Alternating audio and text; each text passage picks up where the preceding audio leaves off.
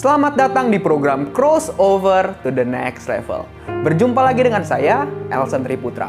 Pada hari ini kita berada pada episode Hidup Berkelimpahan di Tengah Krisis. Bersama saya telah hadir Pendeta Mulyono Zakaria dan langsung saja kita simak talk show berikut ini.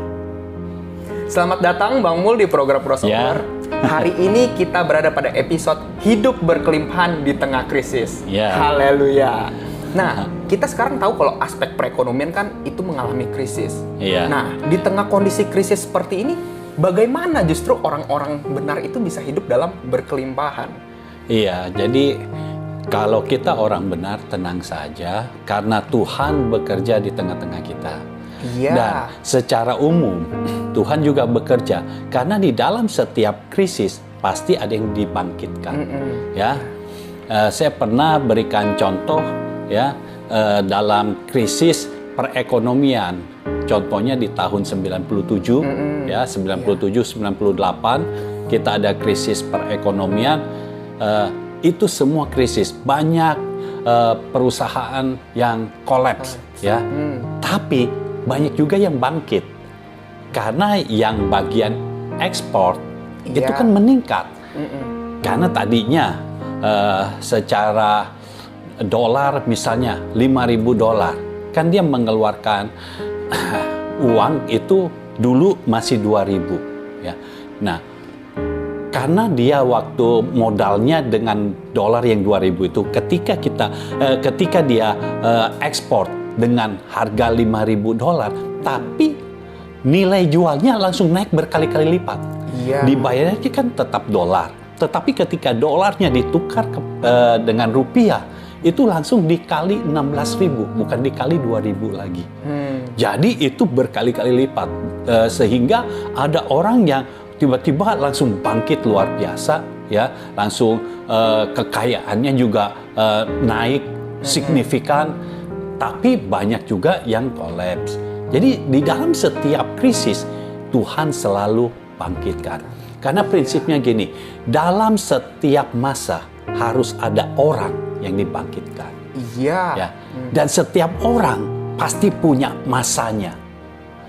Pasti punya waktunya. Apalagi orang percaya. Jadi pasti ada waktunya bagi orang-orang percaya untuk dibangkitkan. Nah, kalau bagi orang percaya, umat Tuhan, jangan takut dengan krisis. Karena hidup kita bukan berasal dan bukan ditentukan dari dunia ini, tapi ditentukan oleh Tuhan. Saya kasih contoh di kitab 1 Samuel. Ketika bangsa Israel sudah 20 tahun hidup di bawah tekanan. Dia ditekan oleh bangsa Filistin. Tapi muncul Samuel. Ketika Samuel muncul, Filistin dikalahkan. Bangsa Filistin dikalahkan. Lalu kota-kota yang tadinya diambil oleh orang Filistin diambil kembali oleh orang Israel. Diambil kembali, jadi semua kota milik Israel kembali kepada Israel. Dan di luar itu, di sekitarnya ada kota-kota juga yang bukan miliknya, tetapi menjadi miliknya. Nah, kita tahu masing-masing kota di situ ada isinya. Jadi perekonomian bangsa Israel yang saat itu sedang turun banget, sedang krisis banget, tiba-tiba bisa melonjak. Contoh lagi, ketika Samaria menjadi ibu kota dari Israel di zaman Nabi Elisa. Itu kan terjadi krisis. Karena apa? Karena dijajah oleh tentara Aram. Tetapi Tuhan membangkitkan siapa? Tuhan membangkitkan orang kusta. Siapapun Tuhan bisa bangkitkan. Kalau kita orang percaya, siapapun Tuhan bisa bangkitkan untuk kita jadi naik. Karena ada orang kusta yang nekat masuk ke dalam perkemahan tentara Aram, dan mereka lihat, ini tentara Aram kok nggak ada. Dan di kemahnya itu banyak harta, banyak makanan. Lalu kok mereka orang kusta yang tidak dipedulikan oleh masyarakat pada umumnya, mereka kok bisa punya hati yang mau memberitahu yang lainnya? Iya. Kan mereka adanya di luar kota. Mereka nggak boleh masuk ke dalam kota. Ya, dalam kota itu ada gerbang dan mereka nggak boleh melewati gerbang. Karena orang yang sakit kusta dianggap najis. Tidak boleh dekat-dekat dengan yang lainnya. Dia harus jalan jauh. Bahkan kalau sudah jauh dia tahu ada orang, dia harus ngomong. Bahkan dia harus teriak, kusta, kusta. Jadi orang tahu, oh itu sakit kusta, nggak boleh dekat-dekat. Nah ini orang yang dikucilkan, tapi kok mereka punya hati untuk berbagi.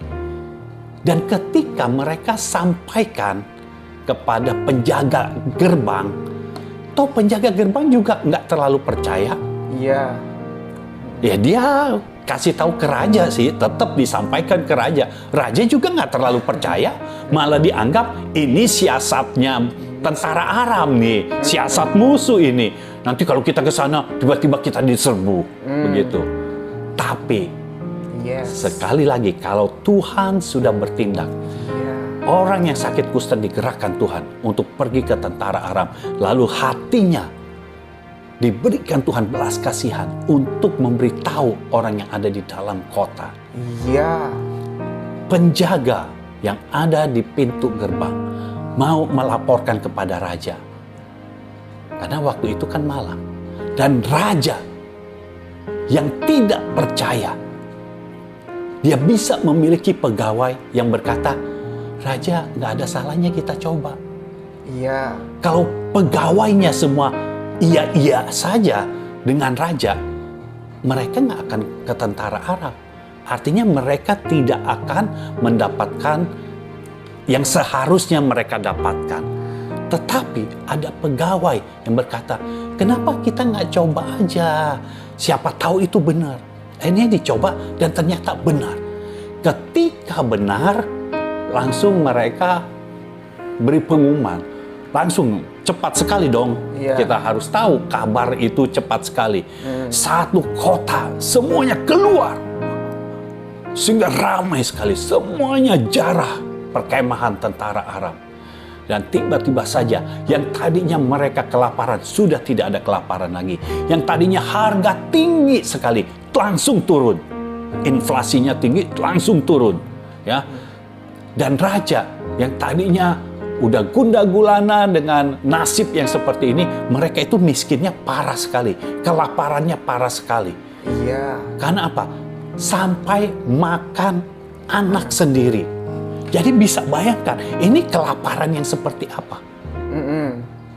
Tapi ketika Tuhan bekerja melalui Nabi Elisa, ya, dinubuatkan bahwa besok harga-harga akan turun. Besok tidak akan kelaparan lagi.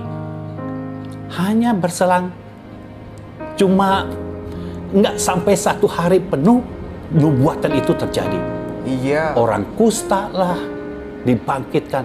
Jadi Tuhan bisa membangkitkan siapa saja untuk kita orang percaya tetap terpelihara. Yes. Ya, Tuhan bisa bangkitkan Samuel, Tuhan bisa bangkitkan orang kusta. Ya, waktu bangsa Israel ya ditekan, ya dijajah oleh Midian, Tuhan bangkitkan Gideon. Lah, Gideon ini siapa? Orang yang takut tadinya. Tadinya dia takut, tapi dia punya kepercayaan kepada Tuhan. Iya. Itu sebabnya Tuhan pilih Gideon. Ya, dia tetap percaya kepada Tuhan. Dia punya kerinduan untuk menghancurkan Baal. Ya, itu sebabnya ketika dia keluar, ya dia kan mengirik gandum di tempat pemerasan anggur. Jadi ketika dia keluar dari situ, dia hancurkan itu kuil Baal. Tapi karena dia takut, dia lakukannya malam-malam. Tapi Tuhan bangkitkan Gideon. Ketika Tuhan bangkitkan Gideon, Gideon yang takut ini menjadi pahlawan yang gagah berani. Yes. Dan dia datangi Midian. Bukan dia melawan Midian di tempat di mana dia berada, tapi dia yang mendatangi Midian. Dia datangi Midian. Ketika dia datang, ya, dengan 300 orang itu dari 32.000, Iya. Tuhan minta 300 saja. Dengan 300 orang, mereka menyerbu dan mereka lihat sudah tidak ada tentaranya. Kemana itu tentara? Mereka lari ketakutan, nggak tahu bagaimana. Ya, bahkan mereka saling tusuk. Karena mereka pikir, wah ini ada tentara yang besar. Mereka saling tusuk. Jadi ketika mereka datang, mereka belum bertempur, musuh sudah pada tewas. Iya. Jadi apa yang mereka lakukan? Mereka tinggal mengambil barang-barang yang ada, makanan yang ada, dan kelaparan langsung stop. Jadi kalau kita ada di dalam Tuhan, tenang saja, Tuhan bisa bangkitkan siapa saja untuk kita terpelihara. Yes. Karena semua orang yang percaya kepada Tuhan pasti hidupnya dipelihara. Iya. Tidak mungkin Tuhan membiarkan orang percaya hidupnya meminta-minta. Tidak mungkin. Daud berkata, sejak aku masih muda sampai aku sudah dewasa, sampai aku sudah tua, aku belum pernah melihat orang yang takut akan Tuhan hidupnya meminta-minta. Yes. Artinya semua orang yang percaya kepada Tuhan pasti diberkati oleh Tuhan. Iya, amin. Selama kita percaya kepada Tuhan, Tuhan akan memberkati kita. Iya. Jangan takut dengan krisis, karena kita punya Kristus. Haleluya. Jangan takut dengan segala keadaan yang sedang terjadi di dunia ini. Kita punya kerajaan sorga yang bisa menanggung semuanya, yang bisa memberkati kita dengan berkelimpahan. Yes, amin. Nah Bang Mul, kalau secara umum, siapa dan orang-orang seperti apa sih Bang Mul yang akan hidup menikmati kelimpahan di masa krisis ini? Iya, artinya di tengah-tengah krisis harus ada yang berbeda kan? Iya. Nah kalau kita baca Ibrani 12 ya, di dalam Ibrani 12, kita baca saja ayatnya supaya lebih jelas.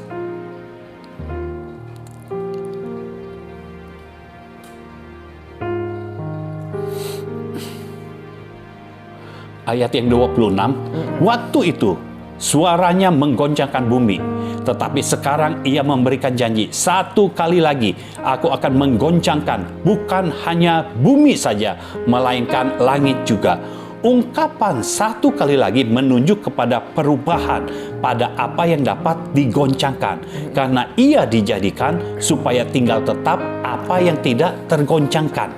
Jadi ada perbedaan antara bumi ini dengan kerajaan yang tidak tergoncangkan, kerajaan yang tak tergoncangkan. Nah, semua yang tidak ada di dalam kerajaan yang tak tergoncangkan masuk di dalam kerajaan yang dapat digoncangkan, masuk di dalam yang dapat digoncangkan. Iya. Nah, kita orang benarnya, kita orang percayanya hidup dalam kerajaan yang tidak tergoncangkan. Jadi kalau kita tidak tergoncangkan, artinya apa? Kalau ada krisis melanda dunia ini, kita ini tinggal tetap. Maksudnya tinggal tetap, kita tidak akan ikut dilindas. Krisisnya ada, tapi kita tetap. Kita terhindar. Iya. Kita seperti punya dunianya sendiri. Dunia kita adalah dunianya Tuhan. Iya. Jadi kita seperti punya dunianya sendiri. Sementara orang dilanda krisis, Tuhan tetap bisa memberkati kita. Sementara orang mulai merasakan dampak dari inflasi, harga-harga naik. Tapi di dalam kerajaan yang tak tergoncangkan, Tuhan tetap memelihara. Sama seperti ketika terjadi masalah di Mesir, Tuhan memelihara umat Tuhan di Goshen. Ya, ada kematian di Mesir, anak sulungnya mati, tapi di Goshen tidak ada kematian anak sulung. Ya, air menjadi darah di Mesir, tetapi di Goshen airnya tetap tidak menjadi darah. Iya. Jadi kalau kita hidup di dalam Tuhan, kita berada dalam kerajaan yang tak tergoncangkan. Kalau kita berada dalam kerajaan tak tergoncangkan, artinya krisis sebesar apapun seharusnya tidak bisa melanda kita. Ya. Karena kita hidup bukan dari dunia ini, kita hidup dari tangan Tuhan, kita hidup dari persediaan sorga. Yes. Dan kita hidup di dalam realita hadirat Tuhan. Bukan realita dunia ini. Dunia ini harus samar-samar. kita harus melihatnya sama-sama. Tapi realita hadirat Tuhan itu harus nyata dalam kehidupan kita. Iya. Ya, jadi saya percaya ketika kita ada di dalam kerajaan yang tak tergoncangkan, maka kita termasuk orang yang tidak bisa dilanda oleh krisis yang sedang terjadi. Yes. Ya. Nah, untuk kelimpahannya sendiri itu, dari mana kelimpahannya bisa datang? Terus, kelimpahan seperti apa sih Bang Mul yang akan datang itu? Ya, kalau yang ini kita lihat dari kitab Hagai. Ya, karena Alkitab menjadi jawaban buat kita semua. Yes. Ya, Hagai pasal yang kedua.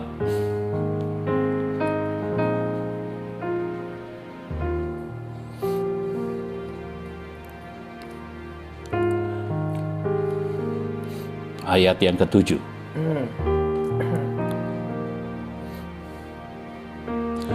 Aku akan menggoncangkan segala bangsa. Nah, kalau yang punya Alkitab cetak, ini ayat 8 ya. Tapi kalau yang elektronik ayat yang ke-7. Aku akan menggoncangkan segala bangsa sehingga barang yang indah-indah kepunyaan segala bangsa datang mengalir. Maka aku akan memenuhi rumah ini dengan kemegahan, firman Tuhan semesta alam. Lalu Tuhan katakan, kepunyaankulah perak dan kepunyaankulah emas. Demikianlah firman Tuhan semesta alam. Jadi kalau ditanya dari mana kelimpahan itu bisa datang? Ya dari yang punya kelimpahan itu. Yes. Siapakah yang punya kelimpahan itu? Tuhan sendiri. Yes. Tuhan yang kita percayai. Tuhan tempat kita bergantung. Ya, maka kita akan hidup secara berbeda. Lalu kelimpahannya seperti apa? Jelas Tuhan katakan ya di ayat yang ke-7 tadi. Aku akan menggoncangkan segala bangsa. Ini yang namanya krisis. Segala bangsa akan digoncangkan. Sehingga barang yang indah-indah, jadi dengan krisis yang ada, justru barang yang indah-indah kepunyaan segala bangsa datang mengalir. Yeah. Jadi barang yang indah-indah, kalau indah berarti mahal. Ya, memiliki nilai jual yang tinggi. Lalu Tuhan katakan, maka aku akan memenuhi rumah ini. Nah, kata rumah ini itu bukan berarti ya rumah biasa saja ke semua rumah. Enggak ke semua rumah. Ya, karena rumah ini, rumahnya itu pakai huruf besar. Artinya rumah Tuhan, bait Allah. Siapa rumah Tuhan? Siapa bait Allah? Orang percaya. Iya. Jadi di tengah krisis justru barang yang indah-indah kepunyaan siapa? Segala bangsa. Artinya ini tidak terhitung jumlahnya. Karena segala bangsa ya itu akan mengalir ke dalam rumah Tuhan, ke dalam bait Allah, yaitu orang percaya sendiri. Yes. Jadi orang percaya justru akan dipenuhi dengan barang-barang yang indah dan mahal. Disediakan seperti itu. Sementara kegoncangan terjadi di luar kerajaan yang tak tergoncangkan, tapi kehidupan orang percaya yang ada di dalam kerajaan yang tak tergoncangkan itu justru ya orang yang ada di dalam kerajaan ini menerima. Yes. Ya, bukan mengeluarkan, menerima segala kekayaan bangsa-bangsa. Haleluya. Siapa yang bisa melakukannya ini? Yang punyanya. Yang punya adalah Tuhan semesta alam. Tuhan Allah kita. Itu pemiliknya. Karena Tuhan katakan, kepunyaankulah perak, kepunyaankulah emas. Jadi kalau Tuhan yang punya, ya Tuhan berhak memberikan kepada siapa aja sesuai yang diinginkannya. Nah, kalau dibilang perak dan emas, kita tahu emas itu adalah yang menentukan ya mata uang. Ya. Kita satu negara, satu bangsa bisa mencetak uang, ukurannya apa? Cadangan emasnya ada berapa? Jadi kalau emasnya dicuri secara besar-besaran, bangkrut satu negara. Ya. Tapi sekarang Tuhan bicara, ini pemilik sejatinya, kepunyaankulah perak, kepunyaankulah emas. Artinya seluruh keuangan yang ada di dunia ini pemiliknya. Tuhan kita pemiliknya. Yes, yes. Dan Tuhan mau memberikan kepada siapa? Rumahnya, baitnya, orang percayanya. Haleluya. Yang hidup Yes. dalam kerajaan tak tergoncangkan. Jadi kita bisa bayangkan kelimpahannya seperti apa di tengah krisis loh. Makanya jangan sampai kita menggadaikan iman kita.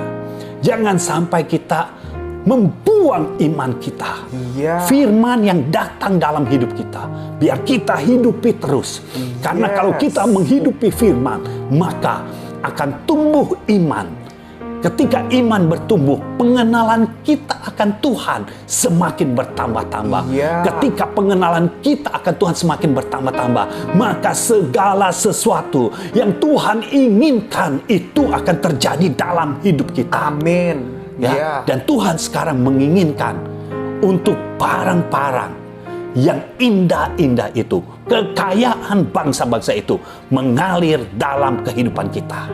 Iya. Amin. Itu keinginan Tuhan, dan biar itu terjadi dalam kehidupan kita, orang-orang Yes. percayanya. Haleluya. Haleluya. Nah, Bang Mul, jadi untuk orang-orang ini, apakah semua orang itu hidup dalam kelimpahan atau hanya orang-orang Tuhan aja?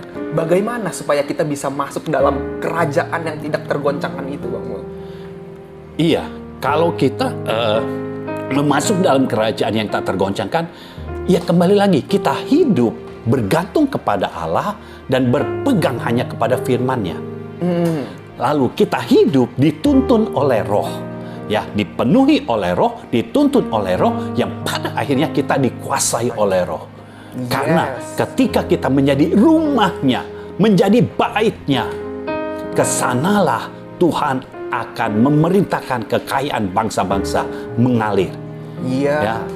Jadi kalau kita mau tahu ini kelimpahannya seperti apa dan kepada siapa, kita cari tahu dulu ini kelimpahan dari mana.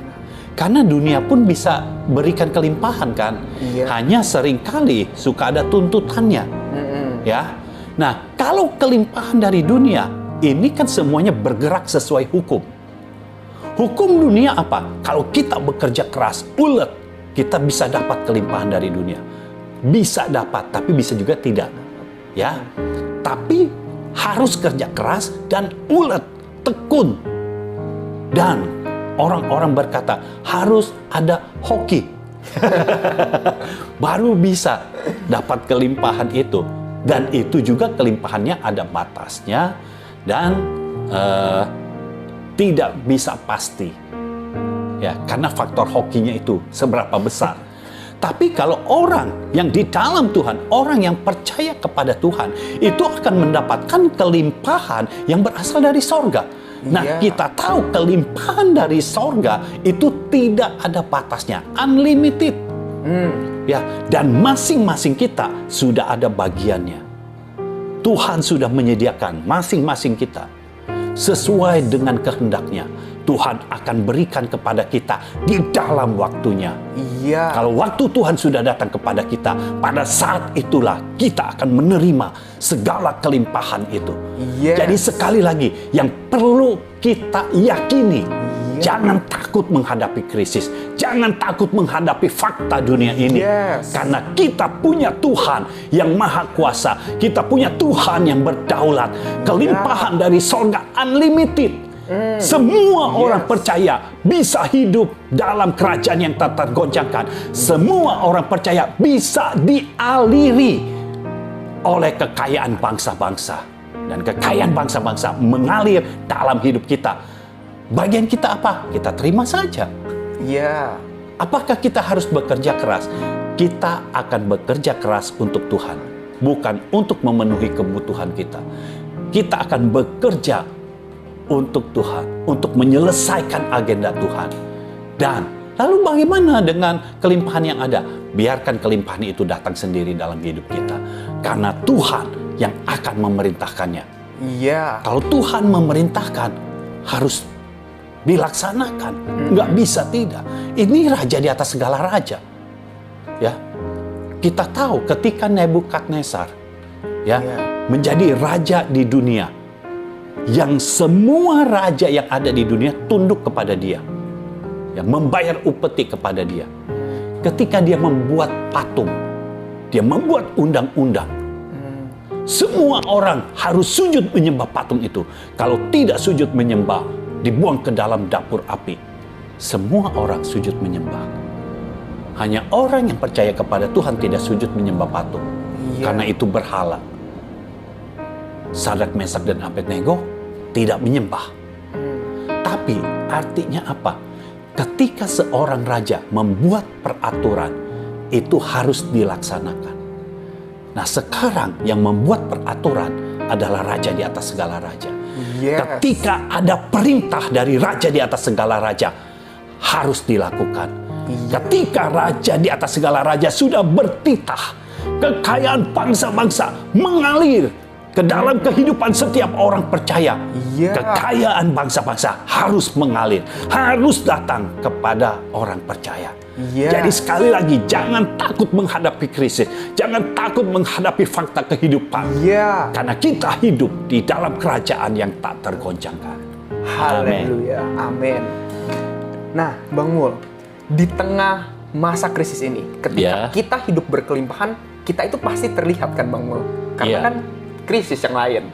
Nah, jadi apa sih yang harus kita benar-benar ingat dan harus kita lakukan supaya kita tidak menyimpang ke kanan dan ke kiri, Bang Mul? Iya, kalau kita diberkati, kita harus ingat, kita harus jadi brothers keeper. Kalau kita sudah diberkati, kita jadi brothers keeper. Jadi ini kita mau alirkan kemana? Kekayaan bangsa-bangsa sudah mengalir ke kita mesti alirkan kemana? Kembali kita ingat, Bapak, saudara kandung, saudara seiman, proyek-proyek Tuhan, orang-orang lain. Jadi semua bisa kita aliri.